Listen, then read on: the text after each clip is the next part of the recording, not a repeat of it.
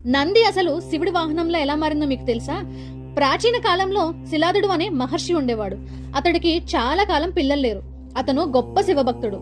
పిల్లల కోసం శివుడు తపస్సు చేయగా శివుడు ప్రత్యక్షమయ్యారు. శిలాదుడు అప్పుడు నాకు చావులేని శిశువుని ప్రసాదించమని కోరాడు. శివుడు, నీ కోరిక నెరవేరుస్తాను, నువ్వు ఒక యజ్ఞం నిర్వహించు, ఆ యజ్ఞం నుండి పుత్రుడు ప్రత్యక్షం అవుతాడని శివుడు చెప్పగా శిలాద మహర్షి యజ్ఞం మొదలు పెట్టారు. యజ్ఞం చేస్తున్న సమయంలో యజ్ఞగుండం నుంచి ఒక దివ్య తేజస్సుతో బాబు ప్రత్యక్షమయ్యాడు. అతనే నంది. నంది వేదాలను క్షణంలో నేర్చుకునేవాడు. ఇంకా ధర్మం, న్యాయం తప్పని గొప్ప బాలుడు. ఒక రోజు కొంతమంది ఋషులు శిలాద మహర్షి ఇంటికి వచ్చారు. అప్పుడు దివ్య తేజస్సుతో నందిని చూసి ఇలా చెప్పారు: శిలాద మహర్షి, నీ కొడుకు గొప్ప బాలుడు, చాలా తెలివి గలవాడు, కానీ నీ కొడుకుకి ఆయుష్ తక్కువ అని చెప్పగా ఈ విషయం తెలుసుకున్న నంది, నేను శివుడితో తేల్చుకుంటాను అని తపస్సు మొదలు పెట్టాడు.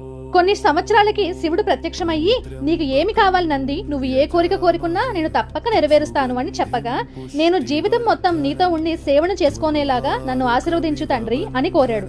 నంది భక్తిని చూసి శివుడు మురిసిపోయి, నేనెక్కడికి వెళ్ళినా నువ్వు నాతో ఉండాలి అని చెప్పగా, నువ్వు సగం మనిషి ఇంకా సగం జంతు రూపంలో ఉంటావని ఆశీర్వదించాడు. ఆ రోజు నుంచి నంది శివుడు రక్షకుడిగా, ద్వారపాలకుడిగానే ఉండిపోయారు. శివుడి మీద నందికి ఉన్న భక్తి, ప్రేమ అమితమైనది. ఇలాంటివి ఇంకా చాలా చెప్పుకుందాము. లైక్ చేసి, షేర్ చేసి, సబ్స్క్రైబ్ చేయడం మర్చిపోకండి.